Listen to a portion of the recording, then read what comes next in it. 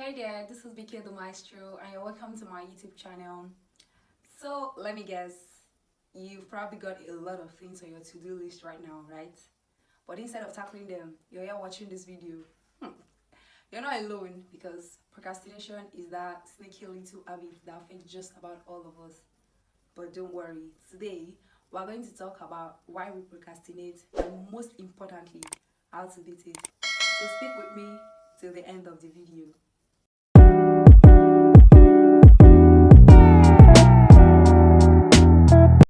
First things first, why do we procrastinate?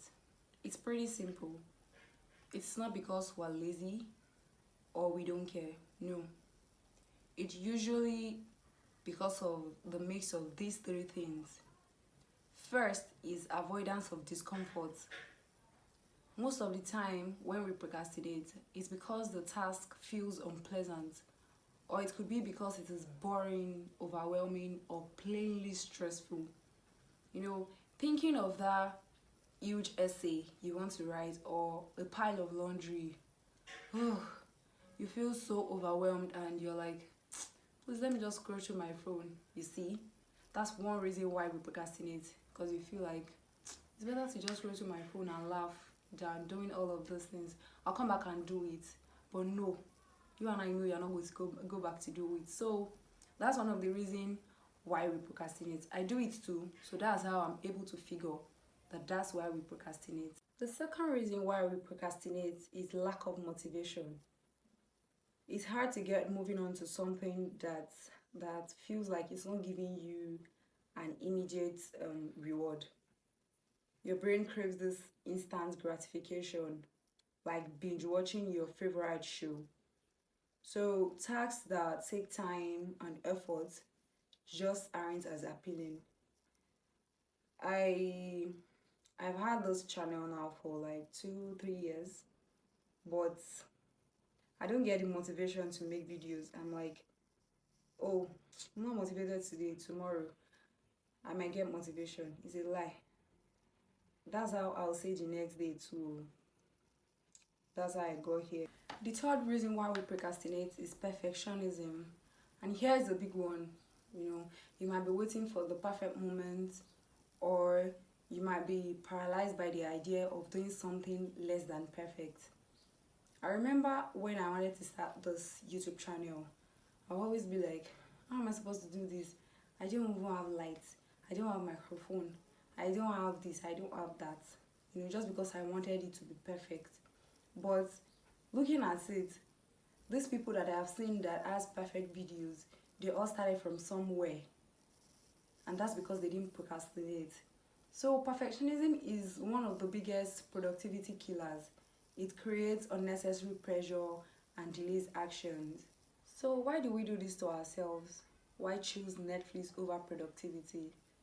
Let's face it, on a more serious note, procrastination can feel comforting in the short term, but on the long run, not so much. Alright, enough of the why. Let's get into the good stuff. So here are a few quick strategies to kick procrastination to the curb and get back right on track. The first strategy is break it down. Instead of tackling a massive task all at once, break it into smaller bite-sized chunks. So this way you're not looking at a mountain, but rather a bunch of little hills that you can easily conquer. Think of smaller tasks at a time, and then boom, you're making progress. It's going to be easy that way. For me, because I know that procrastination has been stopping me from making videos for my channel. So what I did is I wrote my script first. I didn't write my script today that I'm recording the video. I wrote my scripts before now, and now I'm making the video. And after the video, I'm going to dedicate time today to make my thumbnail and then upload the video. So when you do it like that, it's easy for you to tackle. Next one is the 5 minutes rule.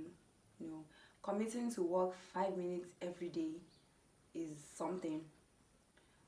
Very often, just getting started is always the hardest, but once you start, it's always easier to finish. So if you're committed to working 5 minutes every day, that's 5 minutes to finishing your task. But I tried this 5 minute rule.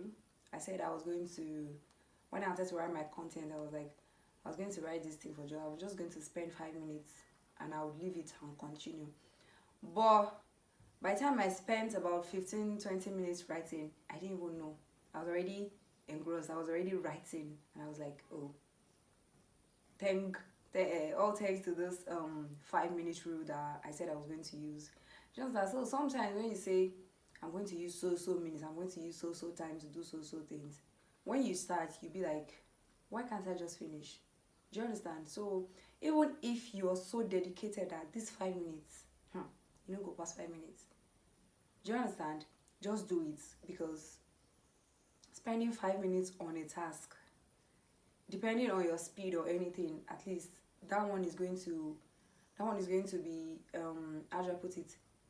It's going to be recorded that, oh, you've already done something, you've already started. It's not like you're still looking at the task like, how do I start? You've already started. So I think the 5 minute rule also works. It worked for me, so it should be able to work for you.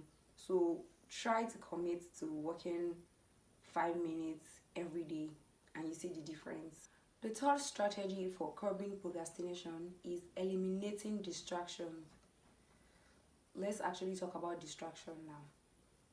Some of us are actually guilty of reaching for our phones or checking social media when we should be working. You know, some of us actually work with our phones, and while working, a notification will just pop up and you'll be like, oh, let me quickly check, let me check this, let me check that. Except for someone that is so disciplined that, oh, I'm working, I have to finish working before I check other things on my phone. But if you are the type that get distracted easily while working with your phone, make sure you do other things on your phone before you start working, and then try to turn off notifications for your social media apps that you're not using at that moment. Turn off notifications so it doesn't distract you. And if you're working on your desktop, try to close unnecessary tabs on your browser so you don't get distracted. And when you get that out of the way, you can actually create an environment where you can focus and do what you have to do. So when distraction is out of the way, focus will always come in. You will be dedicated to working. I'm like, okay, I want to work for 10 minutes. Your 10 minutes will be your 10 minutes and no distractions will disturb. So finally, be kind to yourself. Procrastination doesn't mean that you're a failure. It just means that you're human. So stop beating yourself up and acknowledge that it happens. Treat yourself with some self-compassion and get back into the game. And remember, perfection doesn't exist, but progress does. There you have it, 4 easy ways to overcome procrastination. Remember, it's all about smaller steps and building momentum. So next time you find yourself doing something off, use one of these tips and see how you shift from later to now. So I'm off to tackle my own to-do list. Just kidding, but seriously, let's get moving. So guys, we've come to the end of today's video, and if you found this helpful, don't forget to hit like, subscribe, and share to anyone you feel could use a little motivation. Now go and crush your goals.